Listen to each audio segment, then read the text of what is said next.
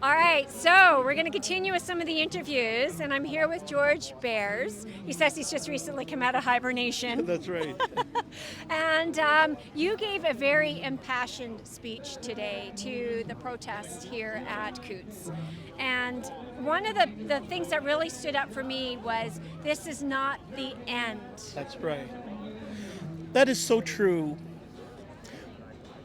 Obviously, when we set out with taking back our freedoms and founding it, the first huge issue, the hill, you might say, that hill that we need to take back and drive that stake in the ground is, and we're calling upon Premier Kenney and all of the premiers in Canada and the territories to end the mandates. We're calling upon Justin Trudeau through the Department of Transport, that's their jurisdiction, to end the mandate restrictions at the borders. Everything else falls under the premiers.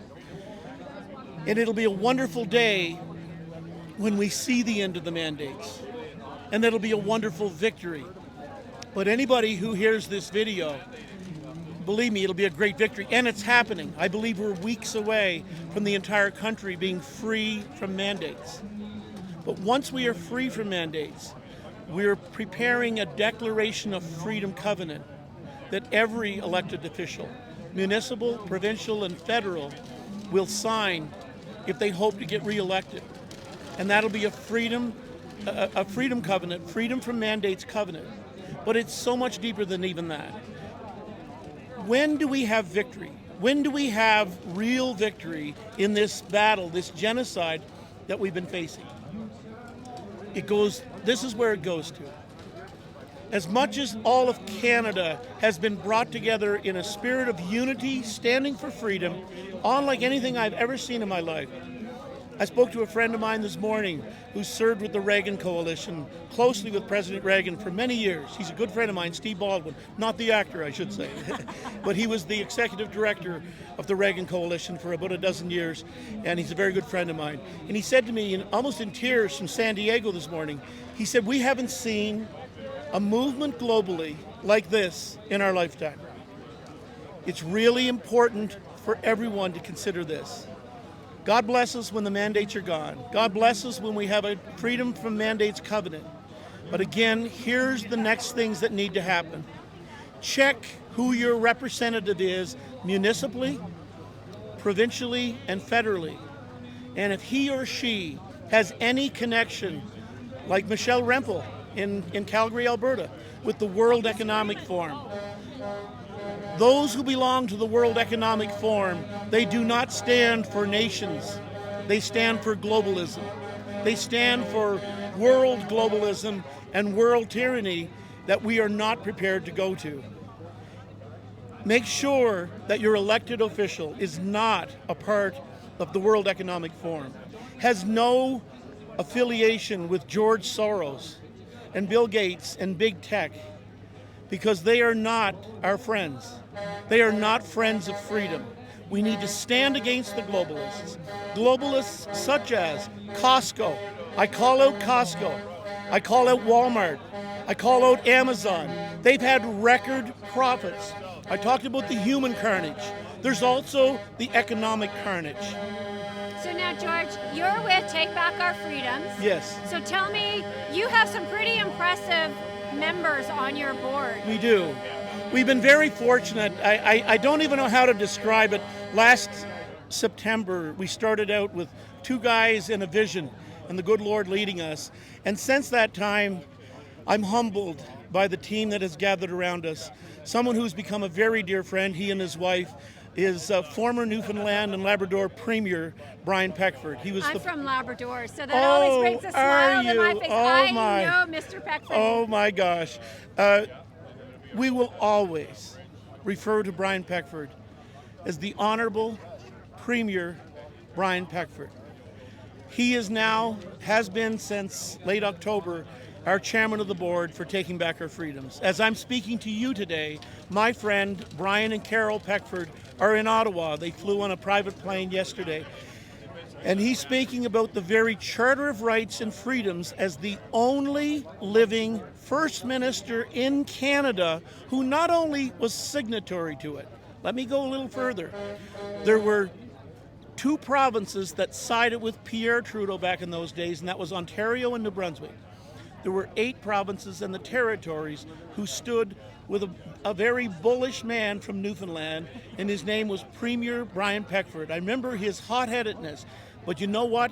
His passion then and his passion now was for standing up for freedom for all Canadians.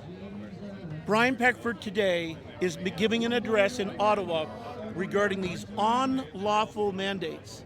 The supreme law of the land is the Constitution and our Charter of Rights and Freedoms. He was the chair of the Gang of 8 40 years ago, and now we have the privilege of having him as our chair and our leader for TBOF. We also have on our board of directors a wonderful lawyer who's done more than $1 million of pro bono work in the last couple of years, in Jeff Rath, with Rath and Associates. And we're seeing a lot of lawsuits coming out Talked right to Jeff now. yesterday, and he had a good week.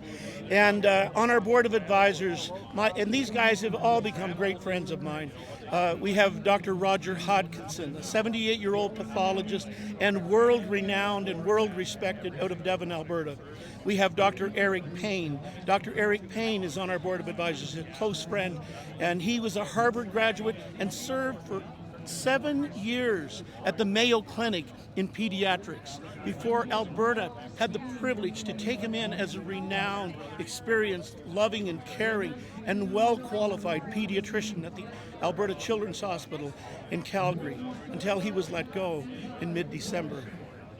We have on our board Dr. Byron Bridle, a leading, probably the leading immunologist in the country and leading immunologist internationally. When Byron first came on to our board, a board of advisors, I asked Byron, what is one of the key contributions you want to make? And he said, a very interesting comment. He said, I'm very key on immunology, but one of the things I really want to get to the bottom of is the criminality of what has happened. And he's working internationally on that issue as well. Dr. Julie Paness, who was let go in Guelph University, an ethics professor for many years, a wonderful person who we spoke together at the Rainbow Bridge at Niagara Falls 2 weeks ago. Dr. Paul Alexander, who worked with the Trump administration. And actually, Anthony Fauci used to have to report to Dr. Alexander, and Dr. Alexander reported to President Trump. He's on our board of advisors, along with Dr. Patrick Phillips, who's a general practitioner, and his only crime in Ontario was submitting adverse reaction effects. And because he was doing what his policy said he should do, he was actually fired.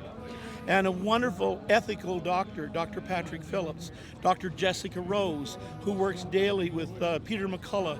She's from Newfoundland, but she's living in Haifa, Israel, and she works every day with Dr. Peter McCullough. They're all on our board of advisors. We also have Maxime Bernier, a real hero for freedom. And I just give you a salute, Maxime. Thank you for your wonderful hospitality while I was in Ottawa. But even more than that, Maxime, I thank you for your genuine willingness to stand for freedom in spite of the political winds, in spite of the World Economic Forum pressure on you, in spite of Canadians not understanding the issue. You stood there, Max. You still stand there, Max, this day, because it's for freedom. It's for freedom for all Canadians. And when I talked to Premier Peckford about Maxime coming on our board, he said that would be wonderful. He said, Carol and I campaigned for him on Vancouver Island last fall. We also have former leadership contender Pierre Lemieux, who came in third or fourth when Andrew Scheer became leader. Pierre and his wife Audrey are part of our organization. Pierre's on our board of advisors. We also have Corporal Daniel Bulford, who was a sharpshooter for the RCMP, was actually protected 2 prime ministers, Prime Minister Trudeau and Prime Minister Harper, has traveled all over the world, but was not willing to put what he made a pledge to in compromising his position, and resigned from the RCMP after 14 years last fall. And we had the privilege of having coming on our board of advisors. We also have our very own Brian Dennison, who was a police officer for Calgary Police Service for 14 years. And I'm hoping I'm not missing someone. The bottom line is we have an amazing team, and I'm very honored to serve and to be a part of leading this team. And I'll just simply say this. here's where the real heroes are in addition to this. Taking Back Our Freedoms is a strong organization. We've stood in the back rooms helping to organize the truckers in Ottawa. The real heroes are the truckers, the ranchers, the farmers, the farm tractors, people all over this country. It's everyday Canadians from every single walk of life, from every single political party. You are the heroes. We are going to take back our freedom. We're honored to chart a course. And when I'm following the good Lord and Premier Peckford, we've got good leadership to follow. So I just want to thank you all and listen to those church bells.